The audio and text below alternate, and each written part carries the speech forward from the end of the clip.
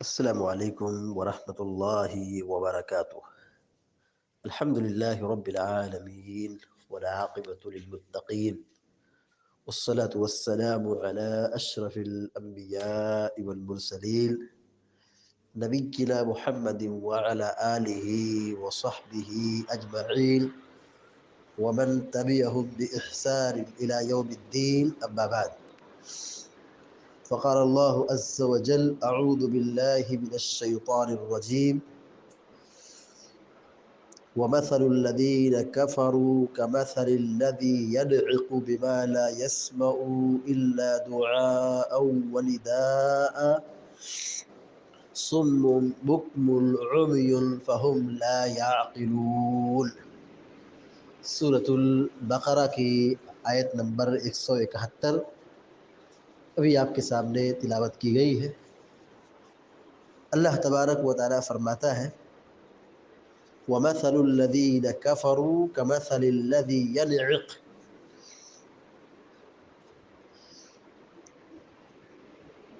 ان کافروں کی مثال ایسی ہی ہے جیسے کہ ایک چرواہا ہے اور وہ آواز نکالتا ہے، بلاتا ہے۔ ينعق، چرواہا پکارتا ہے، بلاتا ہے۔ بما لا يسمع الا دعاء ونداء، اب جب چرواہا پکارتا ہے تو جانور فقط اس کی آواز سنتا ہے۔ بما لا يسمع الا دعاء ونداء، جانور صرف اپنے مالک کی آواز سنتا ہے، اس کی پکار سنتا ہے۔ ندا بنے آواز اور دعا بنے پکار، آواز، تو وہ صرف اپنے مالک کی آواز سنتا ہے، لیکن جانور یہ سمجھتا نہیں کہ مالک کیا کہہ رہا ہے۔ کہا یہی مثال اہل کفر کی ہے، اہل شرک کی ہے۔ جیسے کافر اس جانور کی طرح ہے، جیسے جانور کو کچھ عطا پتہ نہیں ہے، سمجھ میں نہیں آتا ہے کہ مالک کیا بلا رہا ہے، کیوں بلا رہا ہے، کس لیے بلا رہا ہے۔ یہی حال کافروں کا ہے کہ وہ حق بات کو سن تو لیتے ہیں، دین کی باتوں کو سن تو لیتے ہیں، لیکن وہ بات قبول کرنے کی صلاحیت ان کے پاس نہیں، قبول نہیں کرتے، حق بات کو قبول نہیں کرتے، گویا کہ بالکل جانور ہے۔ یہاں اللہ تعالیٰ نے کافروں کے متعلق جانور کی مثال پیش کی۔ ایسی مثال، اتنی بری مثال کیوں پیش کی ہے کہ انسان کو جانور بنا دیا؟ جی ہاں، کیونکہ جانور سے بھی گئے گزرے یہ لوگ، شرک کرنے والے، کفر کرنے والے، اللہ کا انکار کرنے والے، اللہ کے ساتھ شریک ٹھہرانے والے، یہ جانور سے بھی گئے گزرے ہیں۔ کیوں؟ اللہ تعالیٰ نے خود قرآن میں کہا: ہم کالانعام بل ہم اضل، یہ تو بالکل جانور سے بھی گئے گزرے ہیں، بلکہ یہ تو جانور ہے بلکہ جانور سے بھی گئے گزرے ہیں۔ کیوں؟ اس لیے کہ جانور بھی اپنے مالک کو پہچانتا ہے، لیکن یہ کافر اور مشرک اپنے خالق کو، اپنے مالک کو نہیں پہچانتے۔ اللہ تعالیٰ نے پیدا کیا، روزی کا انتظام کیا، اعضاء و جوارح دیے، اور یہ دل، دماغ، کان، آنکھ، یہ ساری چیزیں برابر کام کر رہی ہیں۔ اللہ تعالیٰ نے انسان کو وہ ساری چیزیں مہیا کر دی جو ایک انسان کی ضرورت تھی، اللہ تعالیٰ نے اس کو فراہم کر دیا۔ لیکن اب انسان اپنے رب کو نہ پہچان سکے، اپنے رب کو نہ جان سکے، اپنے مالک کو نہ پہچان سکے، تو اس سے بڑی جہالت اور اس سے بڑی گمراہی اور کیا ہو سکتی ہے؟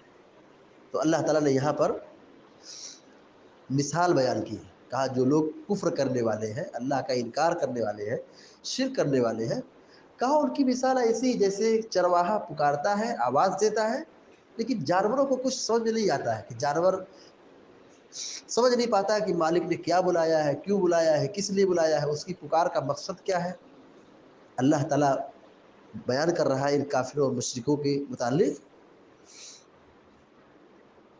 سمن، یہ بہرے ہیں، بکمن، یہ گونگے ہیں، उम्युन, अंधे हैं, ला याकिलून, ये कुछ समझते नहीं है, इनके पास अक्ल नहीं। यानी अल्लाह ताला पर ईमान नहीं लाए, अल्लाह को नहीं पहचान सके, तो इनकी मिसाल क्या है? अरे ये तो बिल्कुल बहरे, गूंगे, अंधे बन चुके हैं। यानी इनके पास कान तो है लेकिन हक बात को सुनने की सलाहियत नहीं है, इनके पास आँख तो है लेकिन हक चीज़ को देख करके कबूल करने की सलाहियत नहीं है, ज़ुबान तो है लेकिन हक बोलने की सलाहियत नहीं है। तो अल्लाह ताला ये कह रहा है ये बहरे हैं, ये अंधे हैं, ये गूंगे हैं, जिनके पास कोई अक्ल नाम की चीज़ नहीं है। ये किन के बारे में कह रहा है? अक्ल नहीं है, ये अक्ल नहीं रखते हैं। ऐसा नहीं कि इनके पास अक्ल ही पागल है, ये अक्लमंद है, इनका दिल भी है, दिमाग भी है, अक्ल भी है, सब कुछ ठीक ठाक है। दुनिया के मामले में ये बड़े अक्लमंद हैं, मामलात में बड़े ज़हीन हैं, लेकिन अल्लाह ताला की तौहीद को समझने में बिल्कुल पागल है, अक्ल नहीं रखते। अल्लाह रब्बुल आलमीन को जो पहचान ले, अल्लाह को जान ले, अल्लाह पर ईमान लाए, तौहीद का इकरार कर ले, यकीनन वो बहुत बड़ा अक्लमंद आदमी है। यकीनन वो आदमी बहुत अक्लमंद आदमी है कि उसने अपने रब को पहचान लिया। और दुनिया का सबसे बड़ा बेवकूफ़ आदमी वो है, और सबसे बड़ा जाहिल आदमी ये है, बेअकल आदमी है, जो अपने खालिक को ना पहचान सके, अपने रब को ना पहचान सके। कि इंसान एक लम्हा के लिए सोचे कि जिस चीज़ को हमने अपने हाथ से बनाया है, हम उसको पुकार रहे हैं, उसको बुला रहे हैं, उसके सामने झुक रहे हैं, उससे फरियाद तलब कर रहे हैं, उससे मुराद तलब कर रहे हैं। और इंसान काफिर तो काफिर, कलमा पढ़ने वाले बहुत सारे मुसलमान अल्लाह पर ईमान लाने के बाद भी वही शिरकी और कुफ्री अमल कर रहे हैं। मुर्दे के सामने झुक रहे हैं, कब्रों के सामने सजदा कर रहे हैं, बाबाओं से, वलियों से और बुजुर्गों से मांग रहे हैं, जो न सुनते हैं, न समझते हैं, न बोलते हैं। लेकिन फिर भी आदमी की जहालत इस कदर बढ़ी हुई है कि वो जा करके अपना माथा कब्र पर टेकता है और वली के नाम से और अपना सिलसिला जोड़ता है और उसका वसीला लगाता है और उससे दुआ करता है। ये दुनिया जहाँ की सबसे बड़ी जहालत और सबसे बड़ी हिमाकत है। अल्लाह रब्बुल आलमीन ने तौहीद के दलाइल को कुरान के अंदर बिखेर कर रख दिया है।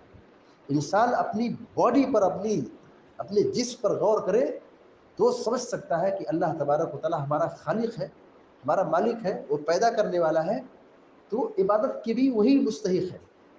सारे मुसलमान, सारे इंसान इस बात के कायल हैं कि दुनिया को बनाने वाला, संसार को चलाने वाला, हमें और आपको पैदा करने वाला, ज़मीन व आसमान का पैदा करने वाला ऊपर वाला है, अल्लाह रब्बुल आलमीन।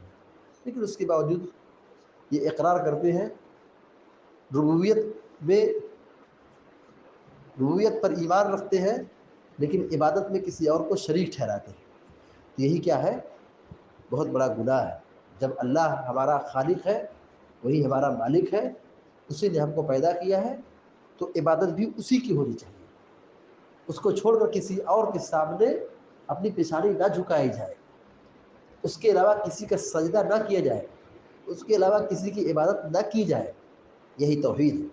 जिसने तौहीद को पहचान लिया वो अक्लमंद है, और जो तौहीद को ना पहचान सके, अल्लाह को ना, अल्लाह पर ईमान ना ला सके, तो उससे बड़ा जाहिल और बेवकूफ़ दुनिया में कोई नहीं है।